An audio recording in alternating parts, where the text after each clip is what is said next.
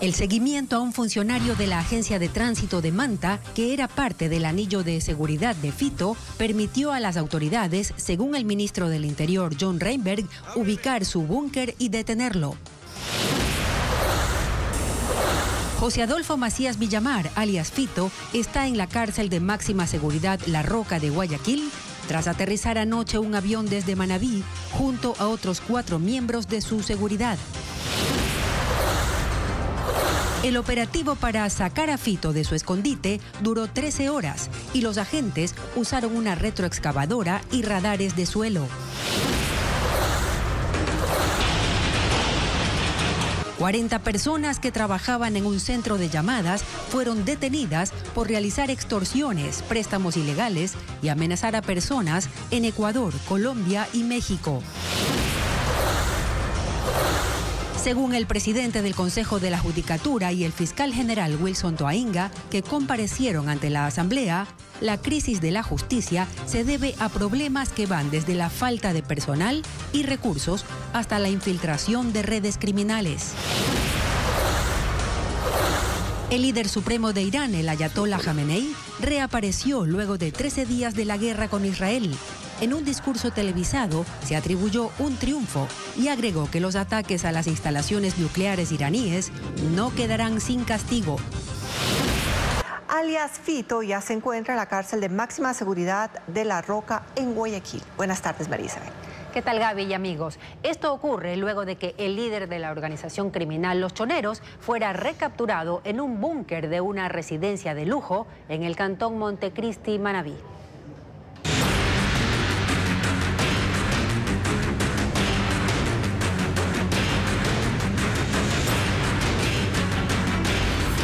Alias Fito, el filme de la captura. El operativo final para detener a alias Fito tomó 13 horas. La policía usó una retroexcavadora para sacarlo de su escondite debajo de la tierra, mientras los militares operaban drones. A las 4 de la madrugada del miércoles, un piquete de militares rodeó esta casa de 3 pisos en Montecristi, Manabí. Es una estructura totalmente cubierta, incluso su piscina. Los uniformados la allanaron. Tiene muros de mármol, gimnasio y acabados de lujo. Bajo la tierra se escondía el hombre más buscado de Ecuador, Adolfo Macías, alias Fito, cabecilla de la organización criminal Los Choneros. Los soldados revisaron las 10 habitaciones, lanzaron gas lacrimógeno, abrieron armarios y Fito no salía de su escondite. A las 5 de la mañana llegaron las unidades de inteligencia de la policía y 2 hallazgos cambiaron el curso de la investigación. Medicamentos para la diabetes, condición médica que los investigadores ya sabían padece Macías. La otra alerta fue que en el sitio estaba una niña de 3 años, su hija, junto a una niñera. Tras poner a la menor bajo custodia de la DINAPEN, se intensificó la búsqueda técnica. Pasadas las 7 de la mañana, los uniformados usaron un densitómetro y radares de suelo. Escanearon paredes y caletas, pero la losa del búnker tenía 50 centímetros de espesor, que impedía detectar cualquier anomalía estructural. A las 4 de la tarde, una retroexcavadora avanzó alrededor de la casa. Los policías perforaron zonas clave, buscando una entrada subterránea. En el segundo intento, el impacto del equipo pesado golpeó una losa maciza. Era el techo del escondite del capo a 5 metros de profundidad. A las 5 de la tarde, mientras los militares usaban el dron, los policías empezaron a derrumbarlo. El estruendo, el polvo y la presión obligaron al narcotraficante a salir del agujero antes de quedar atrapado. ¡Canta los nombres completos! José Adolfo Macías Villamar. Junto a Fito, de 45 años, fueron capturados sus 4 guardaespaldas. Solo uno tiene antecedentes penales por asesinato, tenencia de armas y robo. Ellos estaban en otros cuartos. Señor Adolfo Macías, su número de cédula, por favor. 3090-22. ¿Usted ha sido detenido por una orden de captura? Es la primera vez que se conoce de un narco en Ecuador que construye un búnker de hormigón bajo una vivienda de lujo. El sitio fue allanado 6 veces desde enero y fue en el 7º intento que encontraron a Fito. Se ingresa. Y justamente este búnker de alias Fito se encontraba bajo una mansión situada en una zona modesta de Montecristi. Tenía una profundidad de 5 metros y una estructura rectangular. Fabiola Santana detalla los lujos que caracterizaban el refugio del cabecilla de los choneros.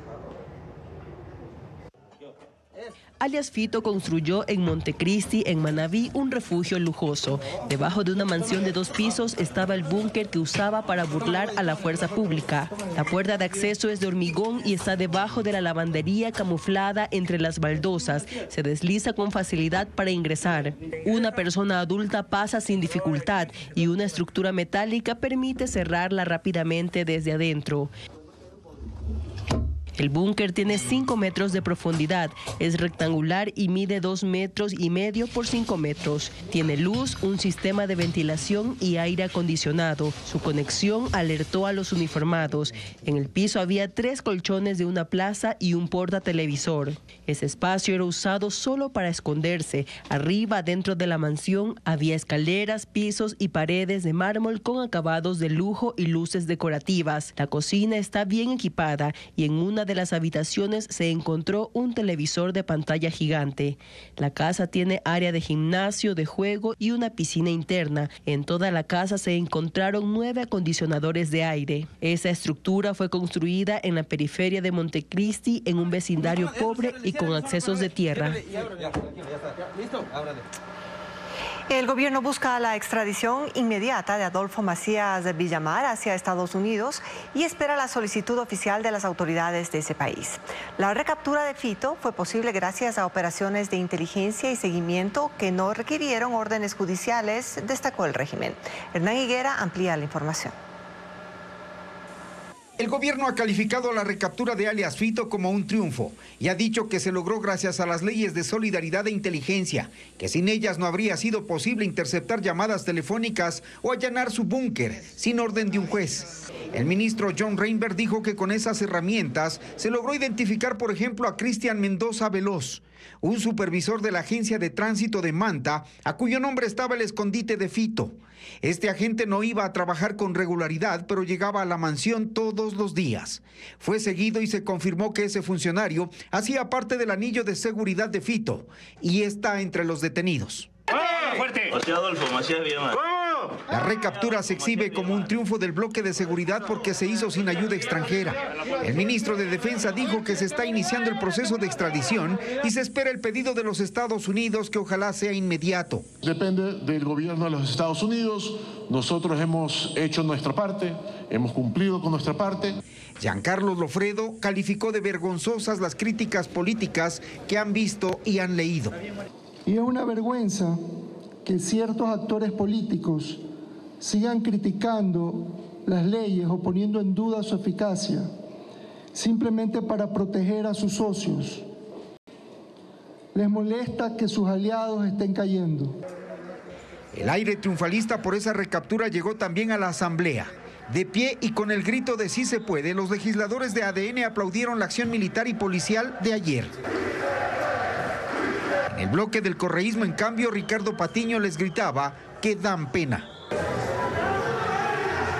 El bloque de seguridad dice estar tras la pista de otros delincuentes que se ocultan en instituciones del Estado y que se irán descubriendo los nexos. El nivel de corrupción de estas agencias de tránsito, no solamente ahí, sino en diferentes puntos del país. En Carondelet la rueda de prensa duró 40 minutos y los ministros respondieron preguntas en 2 tiempos. La primera en el hall del Palacio y la segunda en la pileta para complementar respuestas que no habían dado en la primera.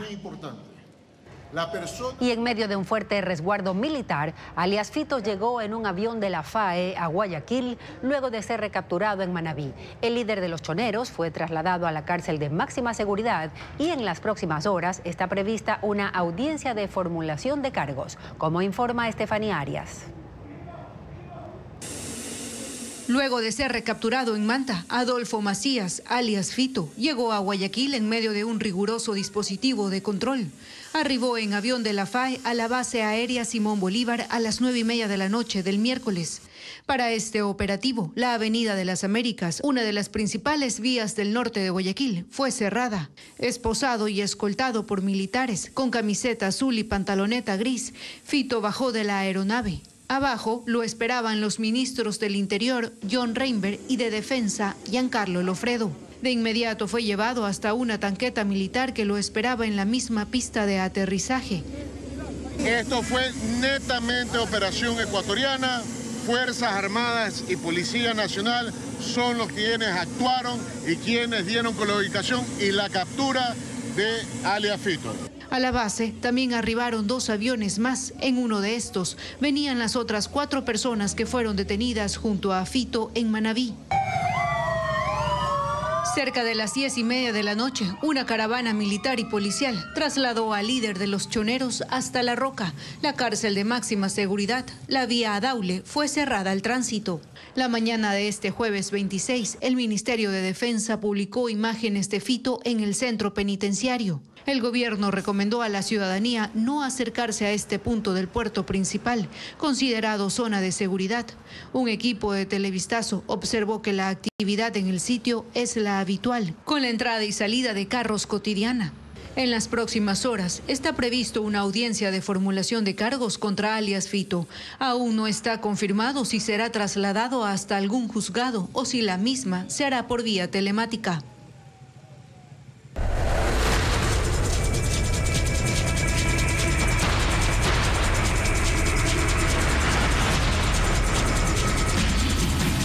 Israel, Irán, frágil, alto al fuego.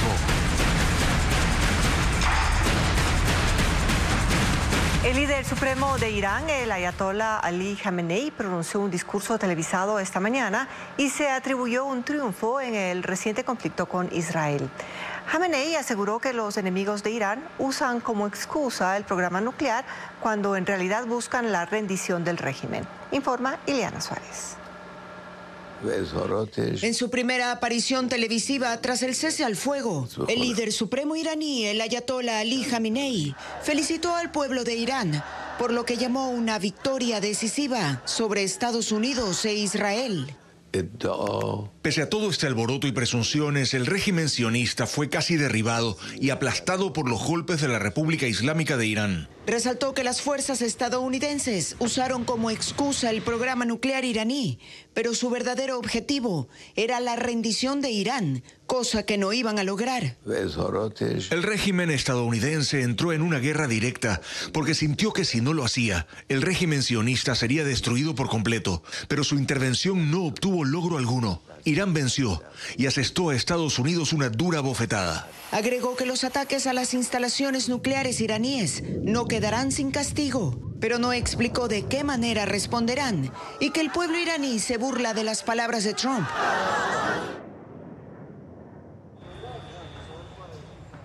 El primer ministro de Israel, Benjamín Netanyahu, solicitó un aplazamiento de 2 semanas en su juicio por corrupción, alegando preocupaciones relacionadas con la seguridad.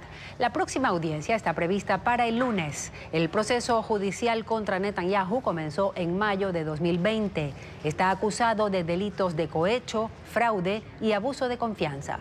El presidente de Estados Unidos, Donald Trump, declaró que el juicio contra su aliado israelí debe ser cancelado inmediatamente y urgió a que sea exonerado tras los logros obtenidos por los ataques.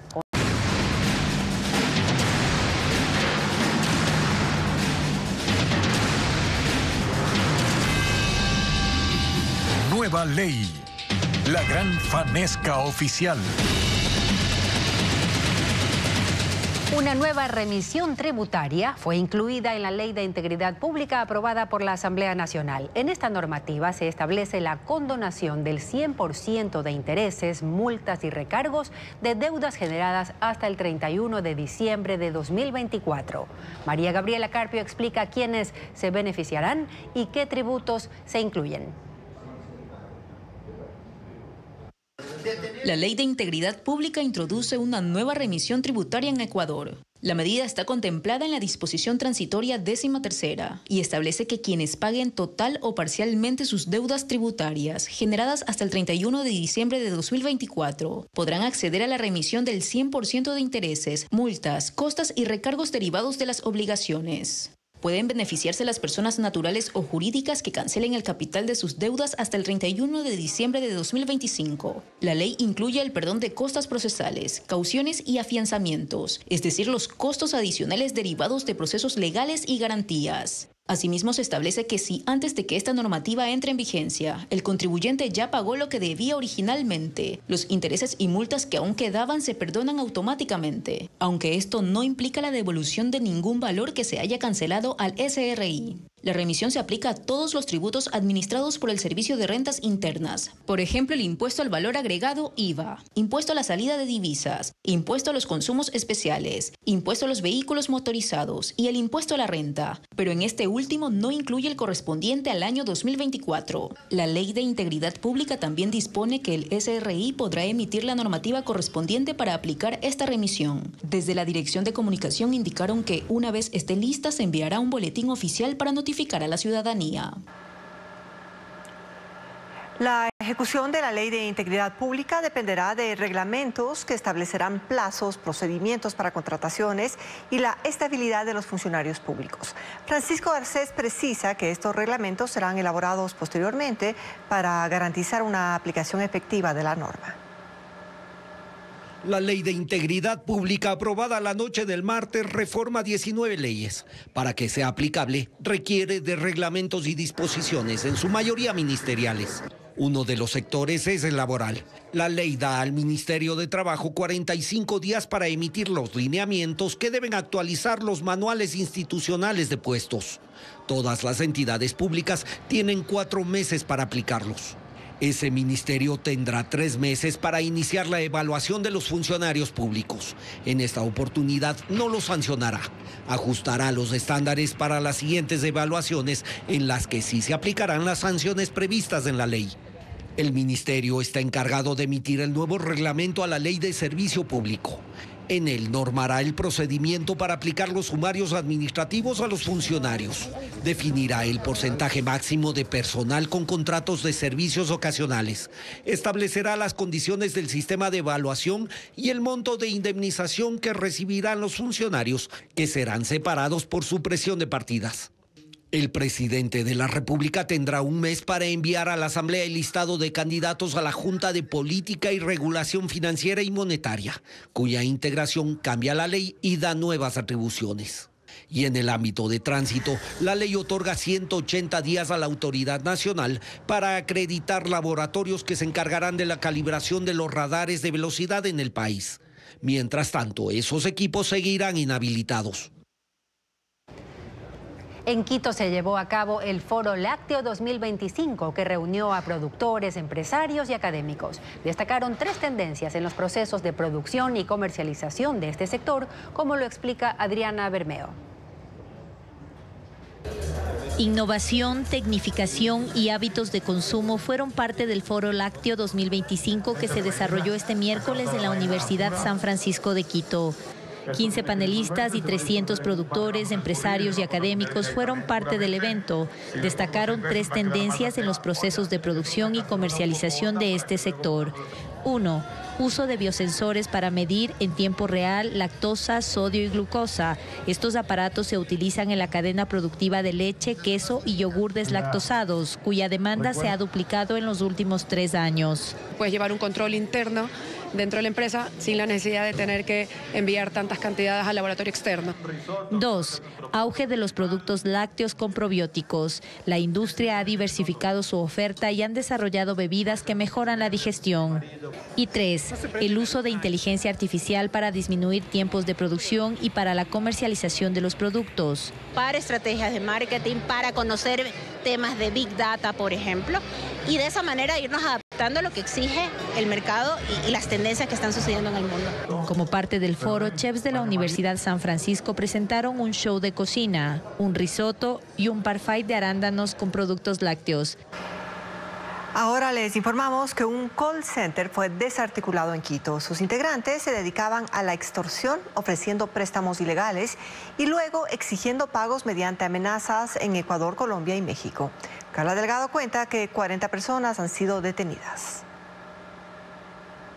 En esta oficina del norte de Quito funcionaba el call center de la extorsión.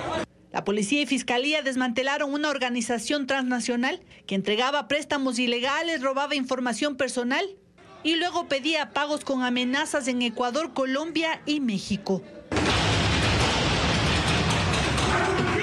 El momento del allanamiento se encontraban 100 personas que fingían ser operadores lideradas por 2 ciudadanos chinos.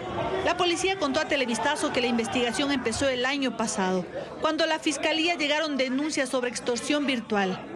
¿En qué consistía la metodología de estos criminales? En recabar información a través de ofrecer préstamos a bajos intereses y en un inicio de montos bajos. ¿Con qué finalidad? Con la finalidad de que todos los usuarios que llamen puedan brindar su información personal, inclusive la utilización de malware a través de link que se les enviaba a sus terminales móviles o a sus computadoras donde usted ingresaba los datos que le pedía con la finalidad de obtener un préstamo de bajos montos en un inicio y a partir de ahí se robaban esa información. Y hasta la fecha suman 265. En el call center había otras personas que analizaban los videos y los modificaban mediante inteligencia artificial para extorsionar a las víctimas. Con chantajes, con imágenes y videos de carácter sexual y también de carácter intimidatorio, como videos donde se veía personas asesinadas o desmembradas, y también con armas de fuego, amenazando a cambio de una remuneración económica. Esta modalidad es conocida como doxing, que busca dañar la imagen y la honra de la víctima mediante la exposición de datos personales. En el operativo que concluyó la madrugada de este jueves, la Fiscalía dispuso la detención de 40 personas. El sistema judicial del país se encuentra al borde del colapso, según los datos entregados por la Fiscalía y el Consejo de la Judicatura a la Comisión de Fiscalización de la Asamblea. Esta última investiga la actuación de jueces y fiscales en el marco de la lucha contra el crimen organizado. Francisco Garcés con el informe. El sistema de justicia está en estado crítico. Faltan 1.400 jueces y fiscales. Está infiltrada por el crimen organizado y funciona en infraestructura en mal estado. Esto, sumado, es lo que dijeron el fiscal Wilson Toainga y el presidente del Consejo de la Judicatura, Mario Godoy, a la Comisión de Fiscalización de la Asamblea, que investiga la actuación de jueces y fiscales. Godoy fue el último en comparecer. Según sus datos, en el país faltan 753 jueces para llegar a los estándares internacionales. 470 jueces en las unidades judiciales repartidas en el país y otros 53 en los tribunales penales. Para llenar ese vacío se debe invertir, según dijo, $50 millones. Se suma la falta de fiscales. En su comparecencia, el fiscal Wilson Toainga dijo que faltan 600 para cubrir los requerimientos del país. Desde el 2019 han pedido que se contraten, pero el Consejo de la Judicatura no ha respondido. Godoy entregó cifras sobre infraestructura y condiciones de trabajo. De los 437 juzgados, 166 están en estado crítico por sobrecarga de casos y riesgo de ataque de bandas criminales, y 96 están en alerta por el retraso en los procesos. El sistema tiene 245 dependencias, solo 117 propias. El resto está arrendado o dado en comodato. 125 tienen problemas estructurales y funcionales, 87 están en estado regular y solo 34 en buen estado. En este diagnóstico, Toainga y Godoy coincidieron en sumar el acoso del crimen organizado. Lastimosamente, existe infiltración de redes criminales en el Consejo de la Judicatura. Y esto genera un efecto, y ese efecto, desde luego, no resta la credibilidad pública y la institucionalidad. Ninguna institución del Estado puede decir al día de hoy que no esté permeabilizada. Ninguna institución. Y eso tenemos que ser transparentes para con la sociedad en general. La Ley de Integridad Pública permite declarar en emergencia la justicia, herramienta que el Consejo de la Judicatura puede ahora usar a discreción.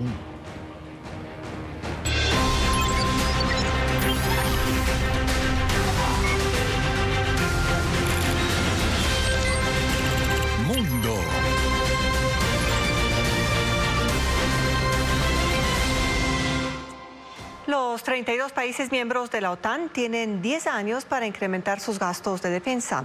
La nueva meta del 5% del Producto Interno Bruto de cada nación obliga a muchos gobiernos a más que duplicar los recursos para reforzar sus ejércitos. Nuevas inversiones en defensa antiaérea, armamento, logística e infraestructura militar son las prioridades de la Alianza Atlántica. Reporta Pedro Jiménez. La cumbre de la OTAN que concluyó en Países Bajos logró un acuerdo sobre un objetivo largamente discutido, que cada país comprometa más recursos al gasto militar hasta el año 2035. La nueva meta es llegar al 5% del Producto Interno Bruto de cada país, porcentaje que se distribuye en dos segmentos. 3.5% en capacidad militar directa, esto es defensa antiaérea, armas, equipos bélicos, y 1.5% adicional en protección de infraestructura crítica, defensa de redes digitales, preparación civil, fortalecimiento de la base industrial de defensa. La meta anterior, fijada en 2014, era del 2%, aunque países como España, Italia y Canadá siguen bajo ese nivel. Otros como Francia y Alemania lo han logrado, y Polonia y Estados Unidos rondan ya el 4%.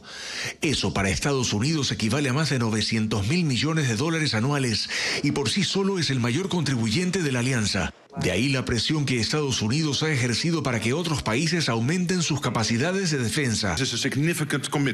El secretario general de la OTAN, Mark Rutte, dijo que con la amenaza de Rusia y la situación global de seguridad y la persistente amenaza del terrorismo no hay otra opción. Se han comprometido además a seguir apoyando a Ucrania.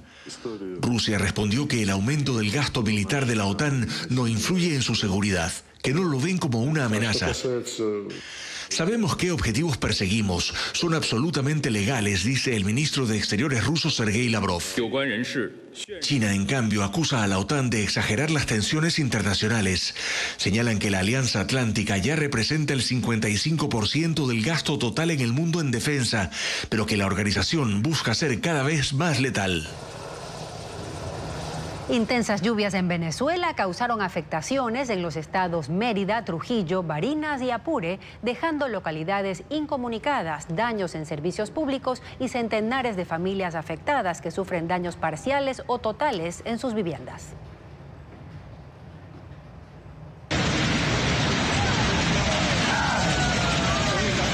Fueron 12 horas de lluvias ininterrumpidas que provocaron caos en el noroeste de Venezuela.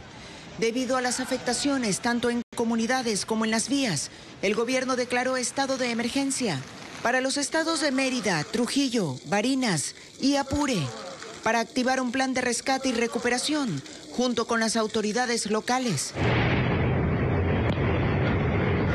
En el estado Mérida, al menos 12 municipios requieren ayuda. Hay 273 familias afectadas. Tras el desbordamiento de un río, la fuerza de la corriente arrasó con vehículos y llevó toneladas de lodo y piedras hacia zonas habitadas. Derribó una casa y hay otras sumergidas. El agua destruyó tramos de carreteras y las vías principales están colapsadas. En Trujillo la situación se repite, siendo los municipios de Boconó y Trujillo capital los más golpeados. La gobernación reporta 600 viviendas perjudicadas, 25 de ellas con pérdida total. En Barinas se han registrado inundaciones, además de deslizamientos de tierra y fallas de borde en las carreteras, lo que ha causado la interrupción del tránsito vehicular. El Instituto Nacional de Meteorología e Hidrología de Venezuela informó que las lluvias continuarán debido a la llegada de una onda tropical que se desplaza por la región occidental del país. Un tornado causó estragos en el área de la costa de Tampa y San Petersburgo, en Florida, Estados Unidos. La tormenta levantó una casa por los aires, dañó otras 20 viviendas, decenas de edificios, derribó árboles y postes del tendido eléctrico. El mal tiempo ha persistido en la región durante varios días. Además, testigos grabaron una doble tromba marina.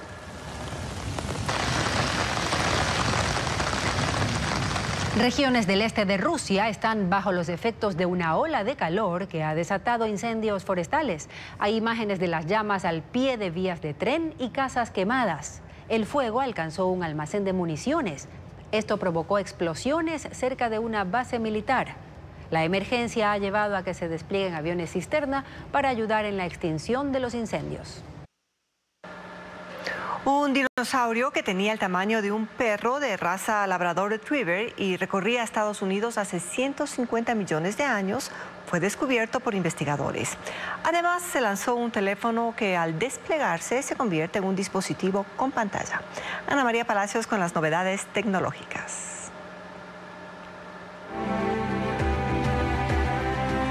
Científicos descubrieron una nueva especie de dinosaurio del tamaño de un perro, que recorrió lo que hoy son los Estados Unidos, hace unos 150 millones de años. Tenía aproximadamente el mismo tamaño que un Labrador Retriever. Era herbívoro y caminaba sobre sus largas patas traseras, lo que sugiere que era un corredor veloz. A partir de hoy el esqueleto se exhibirá en el Museo de Historia Natural de Londres.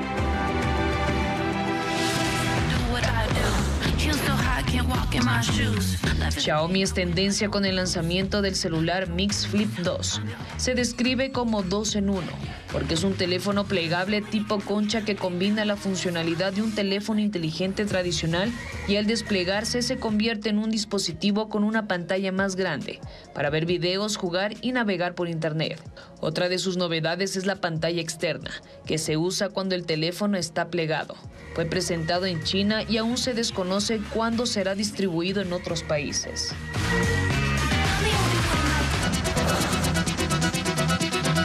El telescopio espacial James Webb descubrió su primer exoplaneta.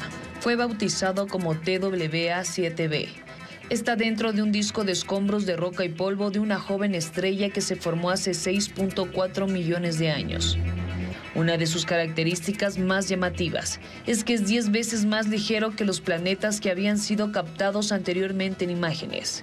Este hallazgo ofrece pistas valiosas sobre cómo se forman y evolucionan los sistemas planetarios.